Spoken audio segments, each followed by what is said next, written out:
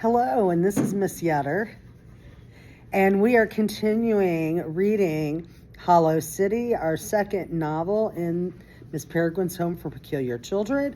We are on chapter 6, and if you'll turn with us in your books to page 156, we shall begin.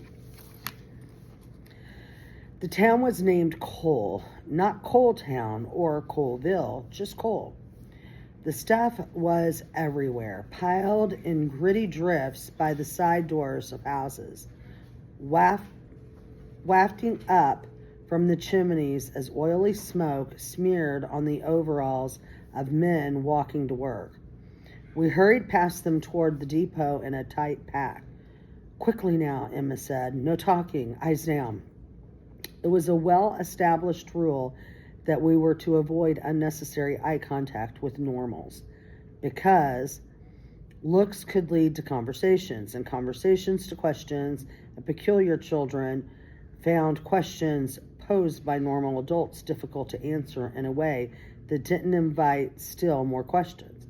Of course, if anything was going to invite questions, it was a group of bedraggled looking children traveling alone during wartime, especially with a big, sharp, taloned bird of prey perched on one of the girls' shoulders.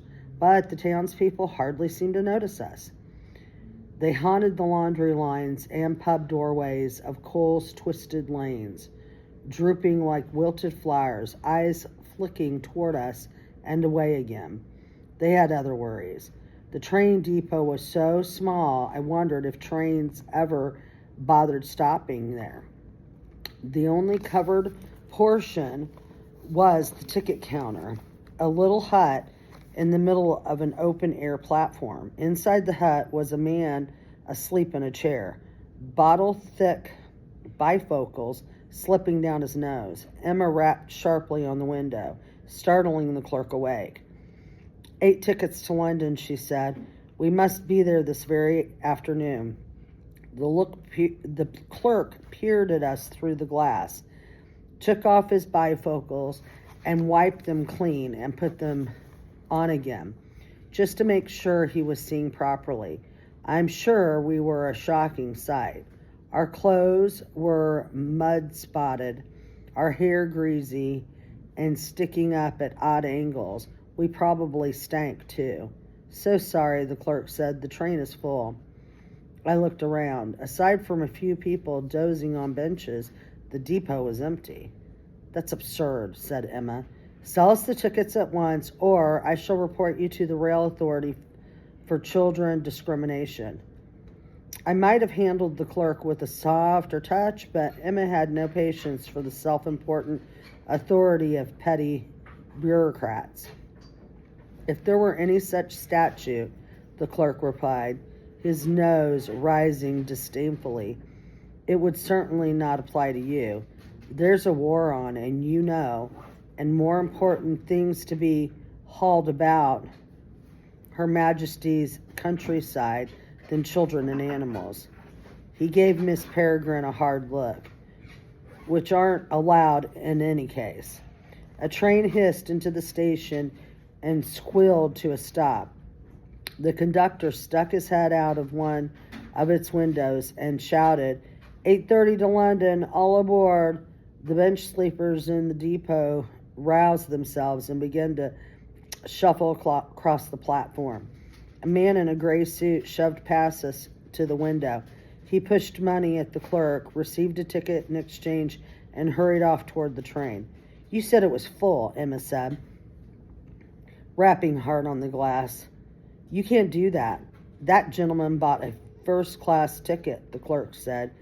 "Now be gone with you, pestilent little beggars. Go find pockets to pick somewhere else."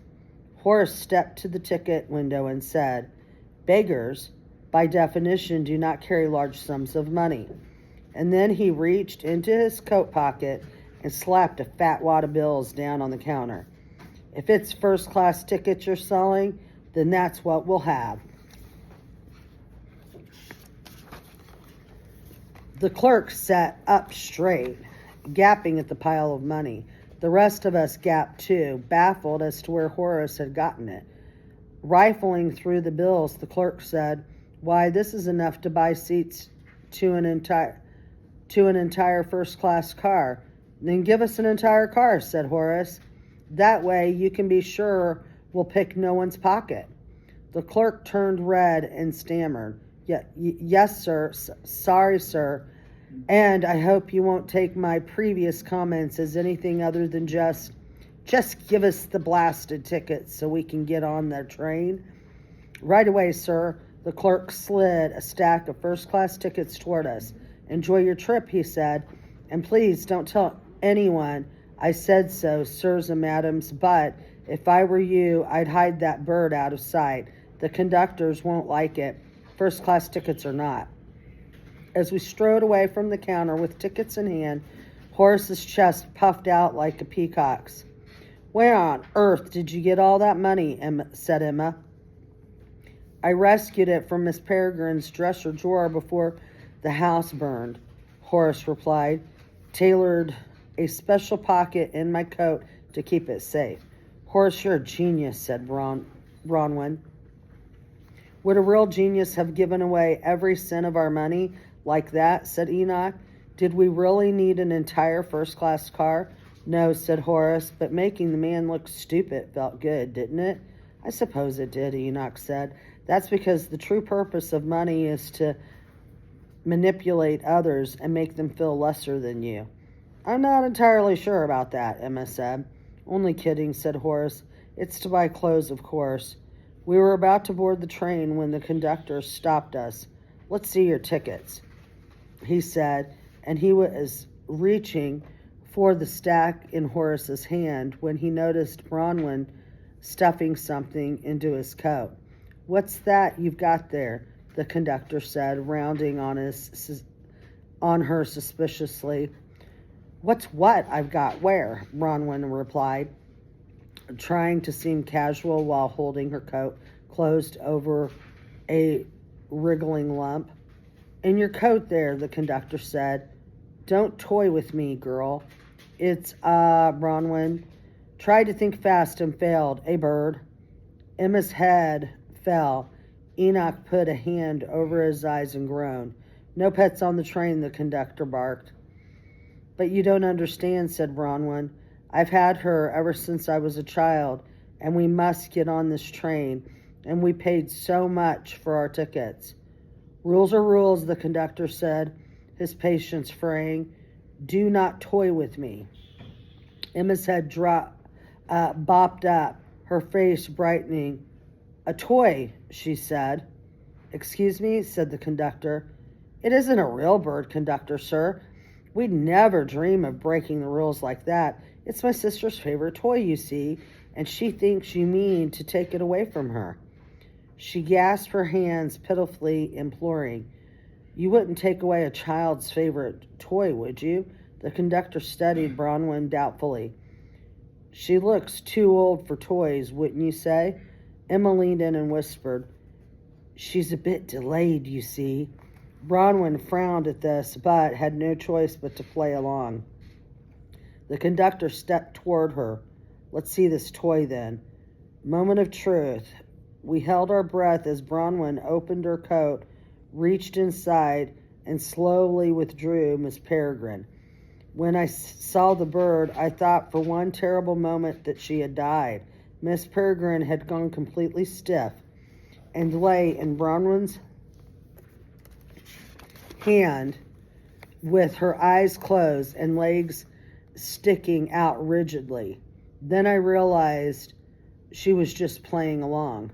"See," Bronwyn said, "Birdie ain't real, she's stuffed." "I saw it moving earlier," the conductor said. "It's, a wind-up model," said Bronwyn. "Watch." Bronwyn knelt down and set Miss Peregrine on the ground on her side, then reached under her wing and pretended to wind something. A moment later, Miss Peregrine's eyes flew open and she began to toddle around, her head swiveling mechanically and legs kicking out as if spring-loaded. Finally, she jerked to a stop and toppled over. stiff as a board. Truly an Oscar-worthy performance. The conductor seemed almost, but not quite, convinced. Well, he hemmed, if it's a toy, you won't mind putting it away in your toy chest. He nodded at the trunk, which Bronwyn had set down on the platform. Bronwyn hesitated. It isn't a... Yes, fine, that's no bother, said Emma, flipping open the trunk latches. Put it away now, sister. But what if there's no air in there? Bronwyn hissed at Emma. Then we'll poke some blessed holes in the side of it, Emma hissed back. Bronwyn picked up Miss Peregrine and set her gently inside the trunk. Ever so sorry, ma'am, she whispered, lowering and then latching the lid. The conductor finally took our tickets. First class, he said, surprised. Your car's all the way down front. He pointed to the far end of the platform. You'd best hurry. Now he tells us, said Emma, and we took off down the platform at a jog. With a chug of steam and metallic groan, the train began to move beside us. For now it was just inching along, but with each turn of its wheels it sped up a little more.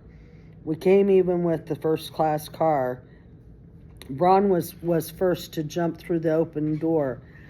She set her trunk down in the aisle and reached out a hand to help Olive on board. Then, from behind us, a voice shouted, "Stop! Get away from there!" It wasn't the conductor's voice. This one was deeper, more authoritative. I swear, Enoch said, if one more person tries to stop us getting on this train. A gunshot rang out, and the sudden shock of it made my feet tangle. I stumbled out of the doorway and back onto the platform. I said, "Stop!" the voice bellowed again, and looking over my shoulder, I saw a uniformed soldier standing on the platform, his knees bent in firing stance, rifle aimed at us. With a pair of loud cracks, he volleyed 2 more bullets over our heads, just to drive his point home. Off the train and on your knees, he said, striding toward us. I thought of making a run for it, but then I caught a glimpse of the soldier's eyes, and their bulging, purplish whites convinced me not to. He was a white, and I knew he wouldn't think twice about shooting any of us. Better not to give him an excuse. Bronwyn and Olive must have been thinking along the same lines, because they got off the train and dropped to their knees alongside the rest of us. So close, I thought. We were so close. The train pulled out of the station without us, our best hope for saving Miss Peregrine steaming away into the distance, and Miss Peregrine with it, I realized with a queasy jolt. Bronwyn had left her trunk on board the train. Something automatic took hold of me, and I leapt up to chase down the train, but then the barrel of a rifle appeared just inches from my face, and I felt all the power drain from my muscles in an instant. Not another step, the soldier said. I sank back to the ground. We were on our knees, hands up, hearts hammering. The soldier circled us, tense, his rifle aimed and his finger on its trigger. It was the closest, longest look I'd gotten at a white since Dr. Golem. He had on a standard-issue British Army uniform, khaki shirt tucked into wool pants, black boots, helmet, but he wore them awkwardly, the pants crooked and the helmet seated too far back on his head, like a costume he wasn't used to wearing yet. He seemed nervous, too, his head cocked this way and that as he sized us up. He was outnumbered, and though we were just a bunch of unarmed children, we'd been responsible for the death of 1 white and 2 hollow gassed in the last 3 days. He was scared of us, and that, more than anything else, made me scared of him. His fear made him unpredictable. He pulled a radio from his belt and chattered into it. There was a burst of static, and then a moment later an answer came back. It was all in code. I couldn't understand a word. He ordered us to our feet. We stood. "Where are we going?" Olive asked timidly. "For a walk," he said. "A nice, orderly walk." He had a clipped, flattened way of speaking that told me he was from somewhere else, but faking a British accent, though not particularly well. Whites were supposed to be masters of disguise, but this one was clearly not a star pupil. "You will not fall out of line," he said, staring down each of us in turn. "You will not run. I have 15 rounds in my clip, enough to put 2 bullets in each of you. And don't think I don't see your jacket, invisible boy. Make me chase you, and I'll slice off your invisible thumbs for souvenirs." "Yes, sir," said Millard. "No talking," the soldier boomed. "Now march."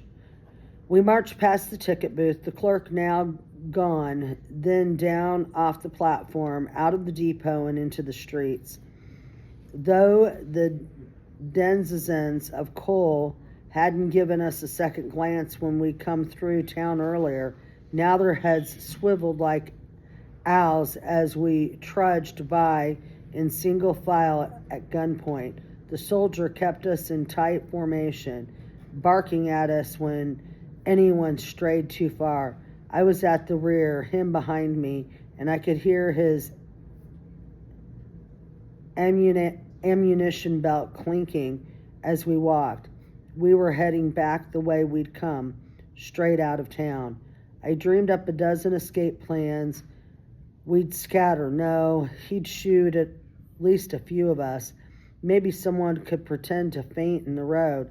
Then the person behind would trip, and in the confusion, no, he was too disciplined to fall for anything like that. One of us would have to get close enough to take his gun away. Me, I was closest. Maybe if I walked a little slower, let him catch up, then ran at him. But who was I kidding? I was no action hero. I was so scared I could hardly breathe. Anyway, he was 10 whole yards behind me and had his gun aimed right at my back. He'd shoot me the second I turned around, and I'd bleed out in the middle of the road. That was my idea of stupidity, not heroism. A jeep zoomed up from behind and pulled alongside us slowly to match our pace. There were 2 more soldiers in it, and though both wore mirrored sunglasses, I knew what was behind them. The white in the passenger seat nodded to the one who'd captured us and gave a little salute. "Nice going," then turned to us and stared. From that moment, he never took his eyes off of us and his hands off his rifle. Now we had escorts, and one rifle-wielding white had become 3. Any hope of escape I'd had was dashed. We walked and walked, our shoes crunching on the gravel road, the jeep's engine grumbling behind us like a cheap lawnmower. The town receded, and a farm sprang up on either side.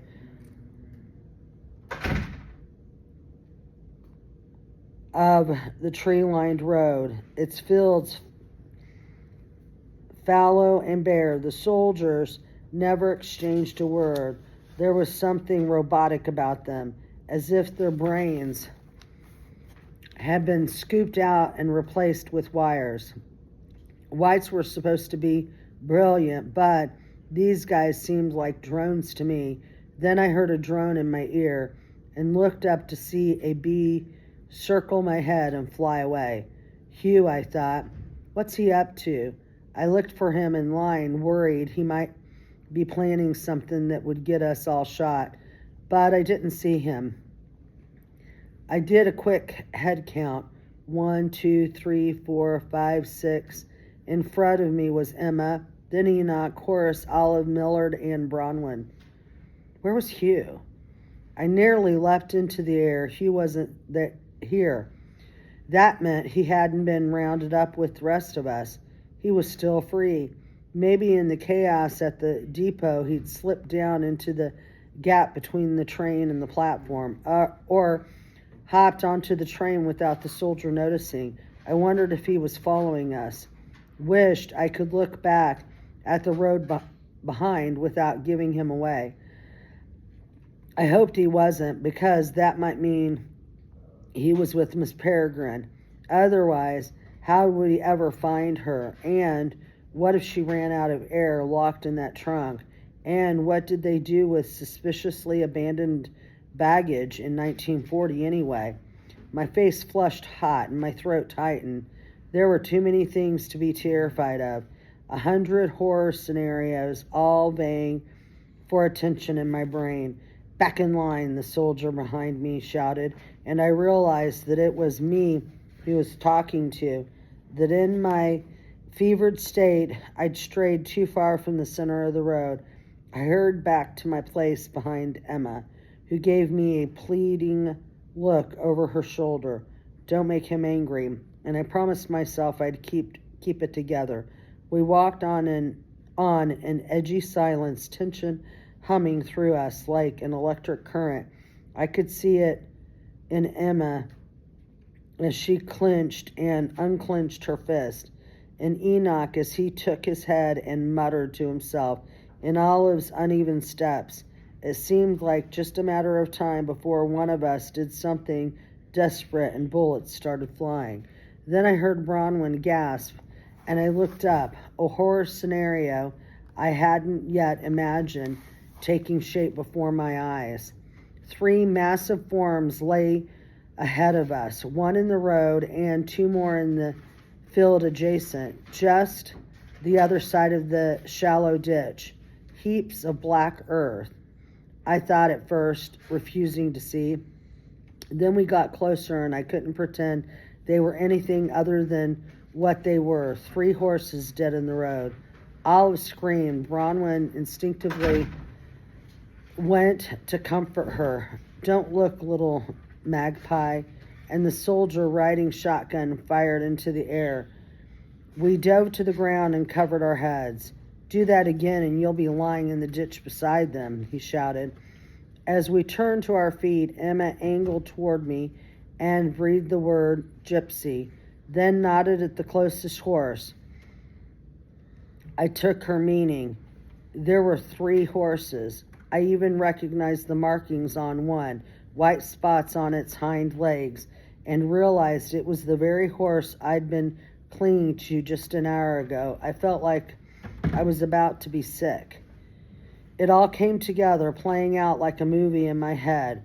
The whites had done this, the same ones who raided our camp the night before. The gypsies had met them along the road after leaving us at the edge of town.